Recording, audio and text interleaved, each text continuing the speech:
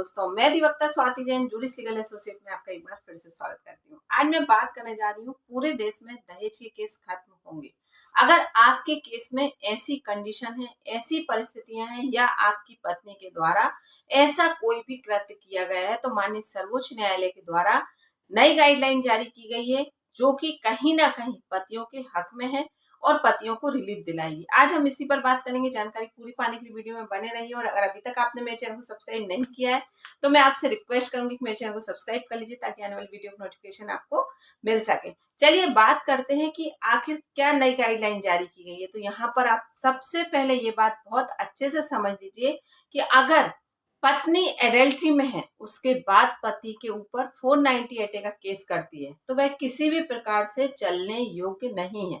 और ये गाइडलाइन जारी करते हुए माननीय सर्वोच्च न्यायालय के द्वारा निचली अदालत को ये जिम्मेदारी सौंपी गई है कि आपके द्वारा ही इन सारी चीजों को विस्तार से या ध्यान पूर्वक देखकर वहीं पर केस खारिज कर देना सबसे सही होगा, क्योंकि जब इस तरह के केस किसी भी प्रकार से कार्यवाही करने योग्य नहीं है, ये कहीं ना कहीं न्यायालय की अब मानना है कि मतलब यहाँ पर आप किसी भी प्रकार से इस तरह से केस को जारी रख रहे हैं तो आप यहाँ पर कानून का दुरुपयोग कर रहे हैं। तो यहाँ पर पहली कंडीशन है कि अगर आपकी पत्नी एडल्ट्री में है।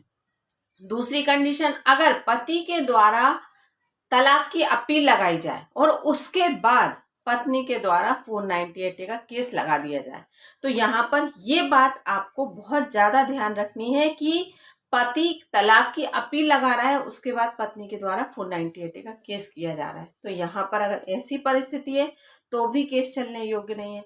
परिवार के सदस्य परिवार में मतलब पत्नी के साथ कोई भी नहीं रह रहा है या पति पत्नी अलग रह रहा है, उसके बाद भी पत्नी के द्वारा परिवार के सदस्यों को सिर्फ और सिर्फ इस उद्देश्य से कि मैं तुम्हें सबक सिखाऊंगी या तुम्हें नीचा दिखाऊंगी या मैं तुम्हारे घर वालों का भी जीना दुश्वार कर दूंगी, इस उद्देश्य से पत्नी के द्वारा पति के परिवार वालों का नाम लिखवा दिया जाए तो यहाँ पर वो केस भी चलने योग्य नहीं है। साथ ही पत्नी बिना बताए पति का घर छोड़कर चली जाए, मतलब कोई वजह, क्या कारण, किस वजह से या कब पत्नी अपने पति का घर छोड़कर जा रही है, ये किसी भी प्रकार से पति को कोई भी जानकारी नहीं है, उसके बाद पत्नी जाकर तलाक की अपील लगा दे तो इन सब कारणों पर आप ये बात समझ लीजिए कि यहाँ पर ये केस चलने योग्य नहीं होगा। जिस केस के बारे में हम बात कर रहे हैं यह 10/12/2024 का है।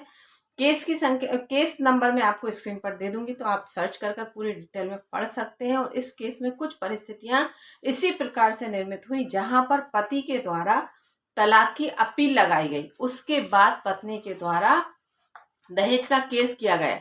ये आप इसमें इस विस्तार पूर्वक देख सकते हैं और यहाँ पर आप ये कंडीशन भी समझ सकते हैं। देखिए यहाँ पर पति के द्वारा पत्नी यहाँ पर वैवाहिक घर छोड़कर जाती है 3/10/2021 को। उसके बाद पति के द्वारा पत्नी के गुमशुदा होने की FIR दर्ज कराई जाती है, मतलब मिसिंग FIR दर्ज कराई जाती है कि पत्नी ना जाने कहाँ गई। लेकिन पता चला जब पुलिस वालों के द्वारा इन्वेस्टिगेशन की जाती है तो पत्नी कथित स्थान पर किसी अन्य व्यक्ति के साथ मिलती है, मतलब 10 दिन तक पत्नी घर से गायब रहती है और किसी अन्य व्यक्ति के साथ पुलिस वालों को मिलती है और पत्नी के द्वारा ये स्वीकारा जाता है कि हाँ मैं इस व्यक्ति के साथ रह रही थी। और साथ ही ये भी कहा जाता है कि मेरे पति के द्वारा मेरा अच्छी तरीके से ध्यान रखा जाता था। मतलब जब आप इस जजमेंट को पढ़ेंगे डिटेल में तो आप इसमें स्पष्ट देखेंगे कि पत्नी के द्वारा यहाँ पर यह भी कहा जा रहा है कि वह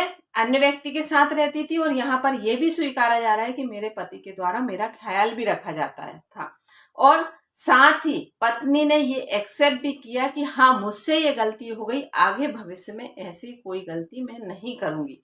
तब पति के द्वारा जो शिकायत दर्ज कराई गई थी पत्नी को लेकर, उस शिकायत को वापस लेने के लिए अपील लगाई जाती है।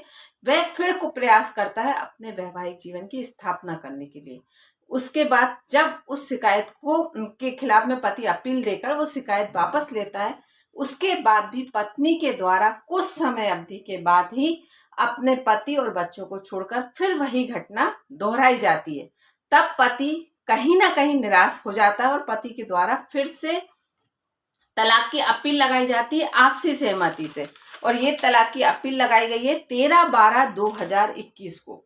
लेकिन पत्नी के द्वारा मांग की जाने के बाद पति के द्वारा तलाक की मांग की जाती है और यहाँ पर जब पति तलाक की अपील लगा देता है उसके बाद पत्नी यहाँ पर 498 लगाती है 1/12/2022 को। मतलब पति यहाँ पर तलाक की अपील लगा रहा है 13/12/2021 को और यहाँ पर पत्नी 498 लगा रही है 1/2/2022 को। तो यहाँ पर आपके सामने कंडीशन स्थिति पूरी तरीके से क्लियर है कि यहाँ पर पत्नी किस उद्देश्य से, जब वह एडल्ट्री में भी है, उसके बाद पति जब तलाक की मांग कर रहा है उसके बाद पत्नी के द्वारा यहाँ पर 498 का केस किया जा रहा है। तो यहाँ पर पति के द्वारा माननीय सर्वोच्च न्यायालय में सारे तथ्यों को दिखाया गया और पूरे स्पष्टीकरण दिया गया। और नए कानून में एक बहुत अच्छी चीज है कि यहाँ पर आप डिस्चार्ज एप्लीकेशन लगा सकते हैं। अगर आपका कोई भी केस बहुत लंबे समय से चल रहा है और जिसमें आपके पास सबूत हैं,